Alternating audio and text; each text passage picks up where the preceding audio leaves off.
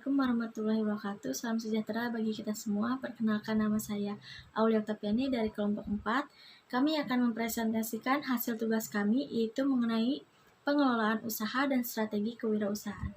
Di slide pertama ini, yaitu yang pertama ada deskripsi susunan bisnis, yaitu deskripsi usaha diperlukan untuk dapat menjelaskan usaha apa yang akan Anda jalankan, sekaligus memberikan gambaran luas terkait ide usaha yang kita miliki. Jadi nantinya para pemangku kepentingan selera seperti calon investor, mitra usaha, dan lain-lain bisa lebih mudah untuk memahami konsep bisnis yang akan kita jalankan. Dan yang kedua itu ada perkiraan atas lingkungan bisnis, yaitu ada 3. Yang pertama ada lingkungan ekonomi yang menjelaskan di mana kondisi ekonomi maupun manfaat, dan yang kedua lingkungan industri yang menjelaskan pertanyaan dalam industri dan permintaan secara umum atas produk tersebut. Dan yang ketiga, lingkungan global menjelaskan kondisi global yang berlangsung terkait dengan bisnis tersebut. Contohnya seperti pasar asing atau luar negeri, di mana mungkin produk bisnis tersebut dapat dijual kemudian hari atau mendapatkan barang pasokan.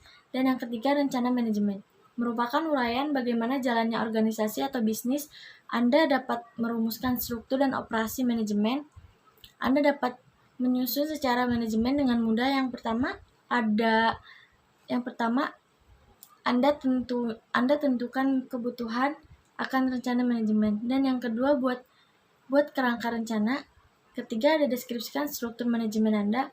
Dan yang keempat, ada mencantumkan berbagai aspek organisasi yang dikelola di bawah rencana tersebut. Nah, yang keempat ini ada rencana pemasaran. Adalah blueprint untuk peluncuran produk baru, memahami seluk-beluk pasar, mengembangkan target pasar, dan mempromosikan perusahaan Anda kepada pelanggan yang menginginkan apa yang Anda jual. Dan yang kelima ini ada rencana keuangan yang perlu Anda perhitungkan untuk memulai sebuah bisnis. Anda perencanaan keuangan ini turut adil dalam memudahkan Anda untuk mengetahui besaran modal laba rugi dan hal lainnya yang menyangkut keuangan. Nah, di slide kedua ini ada pengelolaan usaha. Nah, itu perencanaan usaha adalah sebuah proses pembuatan strategi untuk menjalankan sebuah bisnis. Strategi ini berperan sebagai action plan dan roadmap bisnis dari awal sampai akhir. Nah, di slide ketiga ini ada tujuan perencanaan. Yang pertama ada menentukan visi misi. Visi dan misi suatu umumnya dibuat di awal sebelum bisnis tersebut berjalan. Melalui perencanaan bisnis, usaha yang Anda jalankan bisa lebih terarah dan terfokus pada tujuan yang lain yang ingin diarahi sesuai visi dan misi dipegang. Dan yang kedua ini ada perencanaan pengembangan bisnis. Perencanaan usaha tidak terbatas pada menentukan tujuan dan strategi penjualan. Akan tetapi, melalui perencanaan yang ada ini, Anda akan turut mempersiapkan perencanaan pembekalan bisnis Anda di masa depan. Sebagai contoh, strategi yang dibuat nantinya mampu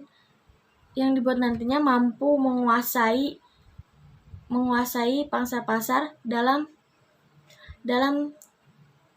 turun waktu beberapa tahun ke depan, atau melakukan ekspansi bisnis berbagai kota di Indonesia. Dan yang ketiga ini ada meminimalkan risiko kegagalan. Risiko bisnis sangat mungkin terjadi pada para pelaku usaha tanpa terkecuali mereka yang pernah terjun ke dunia bisnis sebelumnya. Nah, dari sinilah peran perencanaan usaha dibutuhkan untuk meminimalkan risiko kegagalan dan bagaimana mengatasi tantangan yang ada sebagai peluang bisnis. Dan yang keempat ini ada memperoleh laba atau keuntungan yang lebih banyak. Tujuan utamanya yaitu bisnis tentu saja memperoleh keuntungan dari setiap penjualan atau penawaran yang dilakukan. Perencanaan usaha berperan penting dalam menentukan strategi penjualan yang sesuai dan mampu menarik lebih banyak konsumen. Dan yang kelima ini ada memprediksi hasil bisnis. Selain keenam tujuan di atas, adanya perencanaan ini dapat membantu Anda untuk memprediksi hasil bisnis seperti keuangan, laba rugi, dan lainnya. Dari ingin melanjutkan presentasi dari Aulia. Slide selanjutnya yaitu tahap perencanaan usaha. Yaitu yang pertama, melakukan analisa pasar, seperti menganalisa pesaingnya yang ada di pasar tersebut, juga memilih produk yang ingin kita pasarkan atau jasa yang ingin kita pasarkan. Yang kedua yaitu hitung biaya produksi.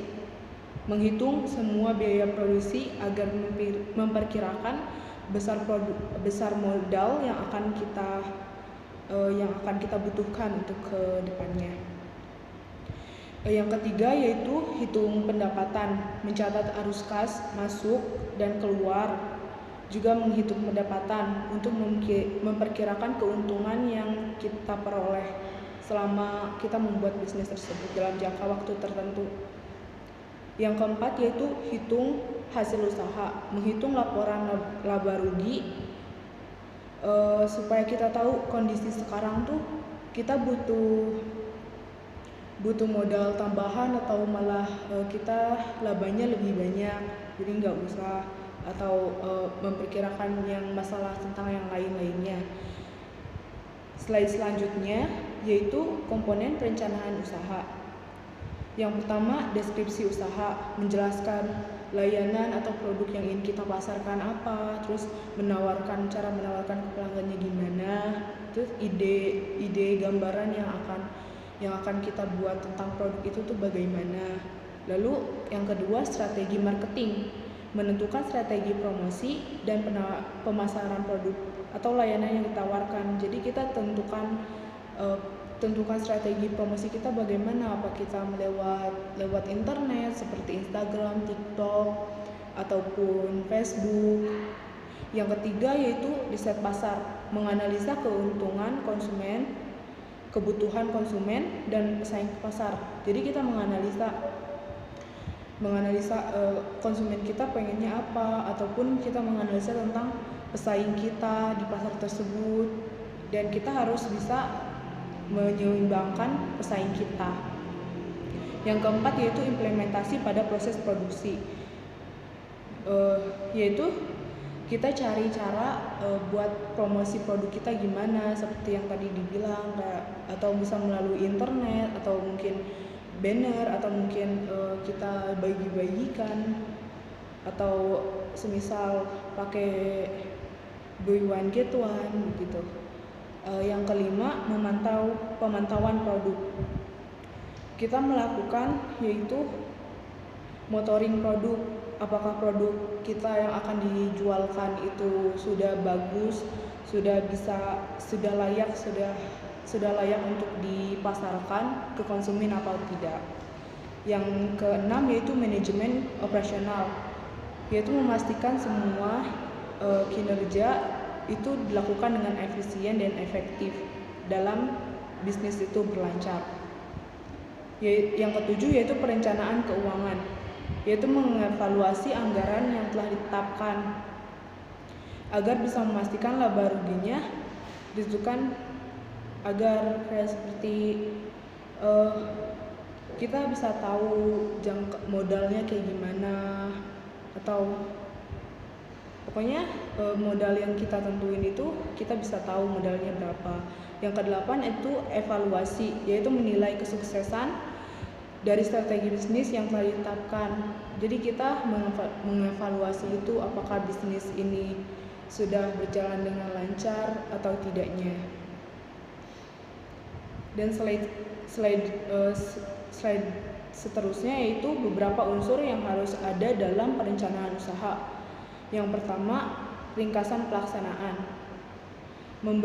yaitu memberikan pandangan tentang arah perusahaan terhadap perencanaan produk itu tuh bagaimana, bisnis mau dijalankannya seperti apa, tentang pelaksanaan semuanya itu ada di situ. Yang kedua yaitu profil usaha. Ini mau menentukan jenis usahanya apa, atau itu seperti barang ataupun makanan ataupun jasa yang akan dipasarkan ke konsumen. Terus yang ketiga yaitu strategi bisnis, rencana atau dirancang untuk mencapai tujuan bisnis, yaitu kita mencari strategi bisnis supaya si bisnis itu berlancar dan bisa sukses untuk kedepannya, seperti kayak tujuan bisnisnya, terus pemasarannya, penjualannya, operasi, pengembangan produk, maupun tentang kelayakan dari pelayanan itu sendiri. Selanjutnya, saya Lisa Nur Fitriani bakal membahas tentang strategi kewirausahaan. Sebelum membuat suatu usaha, pasti banget nih kita perlu banget yang namanya menyusun strategi. Nah, strategi kewirausahaan tuh contohnya kayak bagaimana kita mau optimalkan suatu usaha, lalu apa aja yang harus kita lakukan nih dalam menjalankan bisnis, lalu bagaimana kita menarik konsumen untuk membeli produk kita. Lalu ada cara menyusun strategi bersaing dalam bisnis. Yang pertama, kenali situasi bisnis. Seperti bagaimana keadaan pasar sekarang, lalu target marketing yang bakal kita tentuin ini siapa sih, terus gimana sih, apa aja sih yang lagi tren sekarang, seperti itu. Jadi kita ngelihat situasi bisnis sekarang tuh seperti apa sih sebenarnya, apa sih yang dibutuhkan konsumen sekarang, kayak gitu. Lalu ada riset target pasar dan lingkungan pesaing. Nah, riset target pasar di sini tuh kita melihat nih siapa sih target pasar kita sebenarnya, siapa sih target pasar dari produk yang ingin kita bangun. Kayak misalnya es teh. Nah, es teh ini saya pengen banget target pasarnya saya itu semua kalangan, mulai dari anak kecil, orang dewasa, maupun orang yang lanjut usia. Nah, saya bakal nentuin nih seperti apa strateginya untuk mereka nih, kayak untuk anak kecil mungkin dari packaging yang lebih menarik, atau dari rasanya yang lebih banyak. Karena kan anak kecil biasanya sering banget nih ya ngelihat suatu produk tuh dari packagingnya, dari rasanya. Lalu kalau untuk orang dewasa mungkin kita lebih mengutamakan quality gitu dari suatu produk tersebut, harus enak dan harus mengenyangkan. Biasanya kan orang dewasa itu lebih mengutamakan hal tersebut, seperti itu. Lalu mengidentifikasi sumber keunggulan bisnis. Nah, mengidentifikasi sumber keunggulan bisnis di sini tuh kita mencari nih, apa sih yang bikin bisnis kita tuh berbeda dari bisnis-bisnis lainnya? Apa sih keunggulan dari suatu bisnis kita daripada bisnis-bisnis lainnya? Pasti kan yang jual es teh bukan cuma kita doang kan, pasti banyak. Nah, kita tuh harus nyari gimana sih supaya kita tuh mampu bersaing dengan bisnis-bisnis lain gitu loh. Kita harus membuat satu ciri khas yang bisa orang tuh mengenal kita tuh kalau oh itu bisnisnya dia, oh tuh ST yang terkenal itu, kayak gitu. Lalu ada tingkatkan brand awareness dan pelayanan. Nah, maksudnya di sini brand awareness itu kayak misalnya kita tuh bikin brand kita dikenal banyak orang. Kayak contohnya kita iklanin brand kita nih di sosial media. Lalu misalnya kita endorse artis-artis kayak gitu. Nah, supaya tuh apa sih? Supaya brand kita tuh dikenal banyak orang, biar orang-orang tuh tahu oh itu tuh brand kita. Kayak gitu. Lalu ada yang namanya tingkati pelayanan. Nah, di sini tuh tingkati pelayanan tuh kayak kita lebih sopan kepada customer, kita lebih aware lagi kepada customer, apa yang ingin customer inginkan, terus kita lebih sopan lagi dalam melayani customer tersebut, seperti itu. Lalu ada yang namanya strategi market driven. Nah, strategi ini sama halnya kayak kita tuh menentukan target pasar. Kayak tadi misalnya nih ya, saya itu bikin brand teh Solo misalnya. Nah, target pasar saya tuh pengennya semua kalangan. Nah, saya harus meriset nih, apa aja sih yang mereka butuhkan. Kayak misalnya tadi, misalnya target marketing saya nih anak kecil. Nah, saya pengen anak kecil itu tertarik sama brand saya. Nah, saya membuat itu kayak misalnya packaging yang lebih lucu atau rasanya yang lebih banyak, yang lebih variatif. Nah, seperti itu. Marketing driven itu kayak kita memspesifikasikan kayak target marketing kita tuh apa sih yang mereka butuhkan, kayak gitu loh. Nah, selanjutnya ada analisis studi kelayakan bisnis. Nah, menurut Kasmir dan Jaka, studi kelayakan usaha adalah suatu kegiatan yang mempelajari secara mendalam tentang suatu usaha yang akan dijalankan untuk menentukan dijalankan atau tidaknya suatu usaha tersebut. Nah, misalnya saya mau ngebangun bisnis es teh nih. Apakah bisnis saya tersebut masih layak untuk saya jalani? Apakah masih worth it? Apakah masih tren? Ataukah orang ini masih mau membeli produk saya gitu loh? Apakah bisnis ini masih menguntungkan?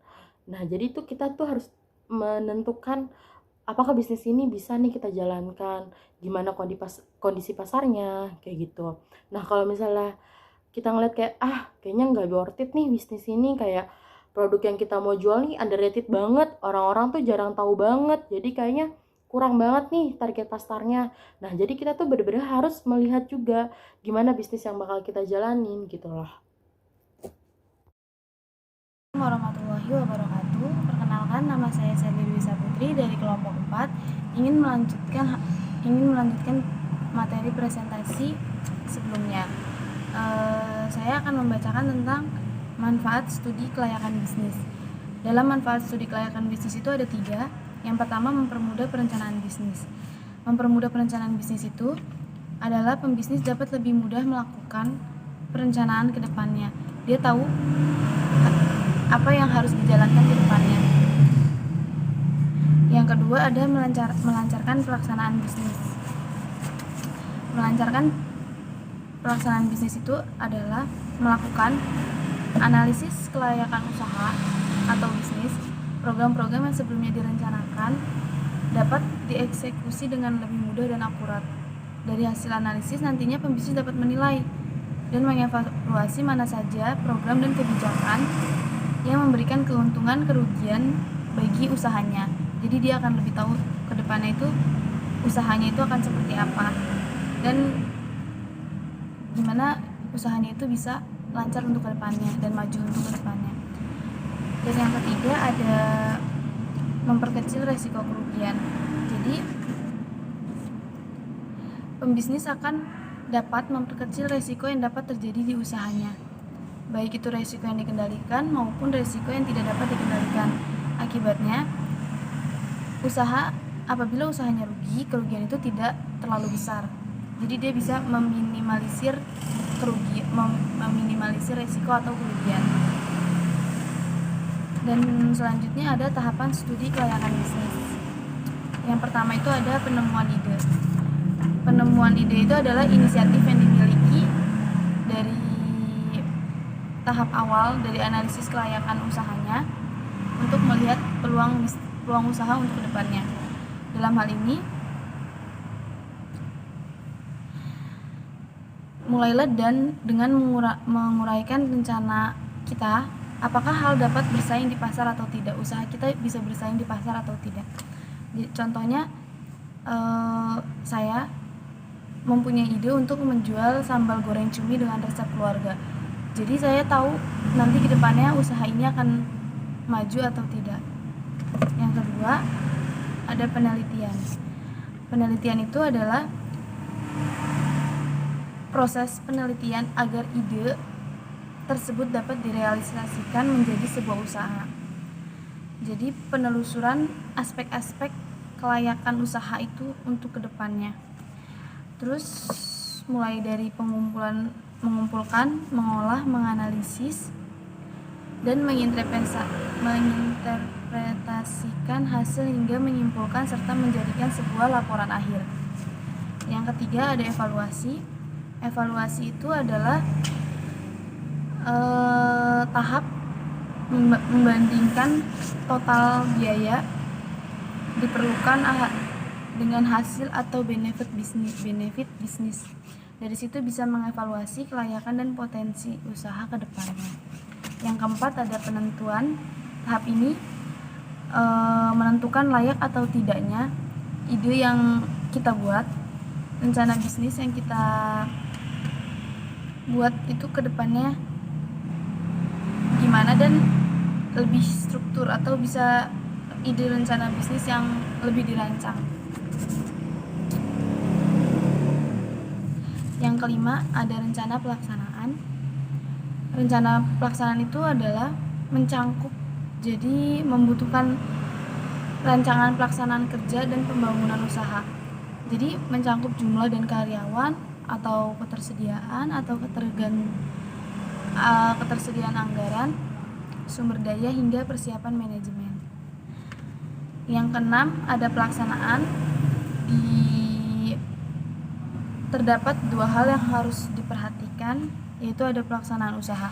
Pelaksanaan usaha itu adalah dalam melaksanakan operasional bisnis secara rutin, resiko atau hambatan yang sangat wajar terjadi termasuk perubahan kondisi lingkungan. Maka dari itu diperlukan adanya penyesuaian,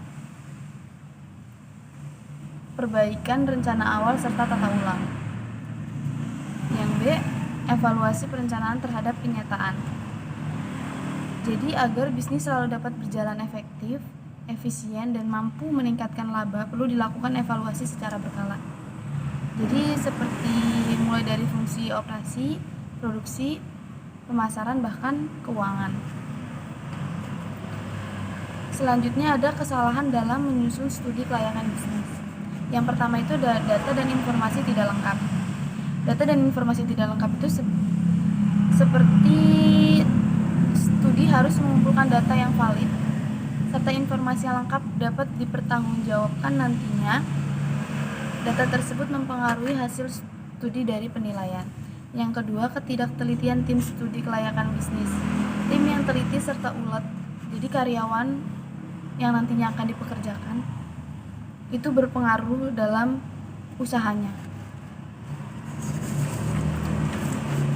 Selanjutnya, yang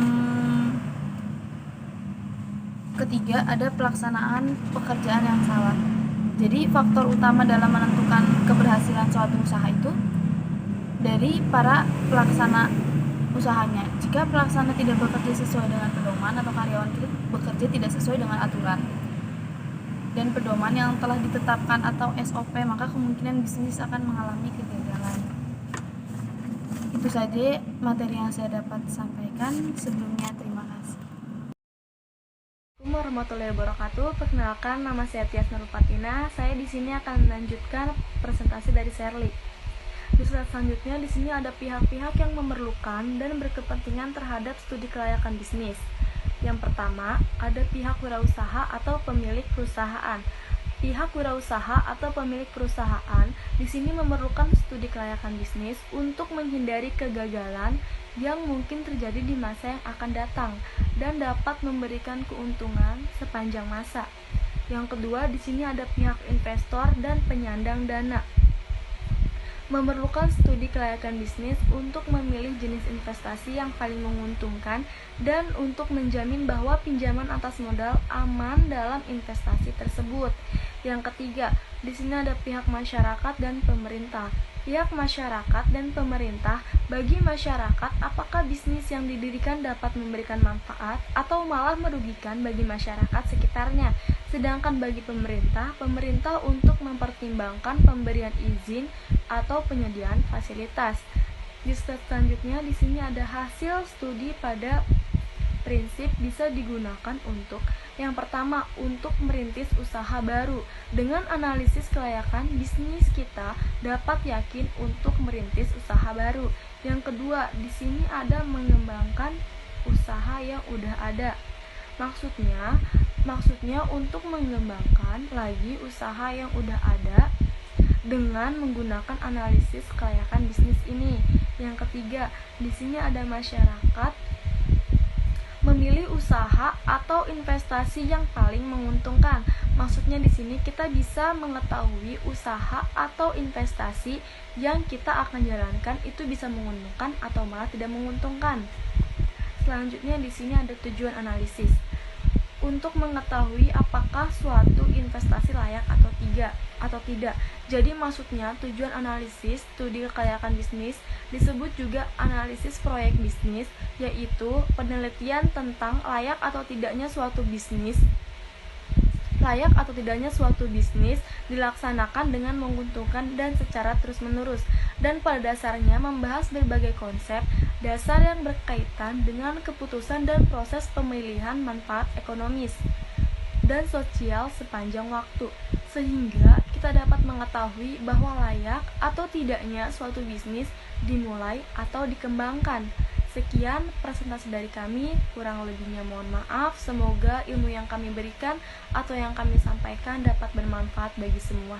Wassalamualaikum warahmatullahi wabarakatuh.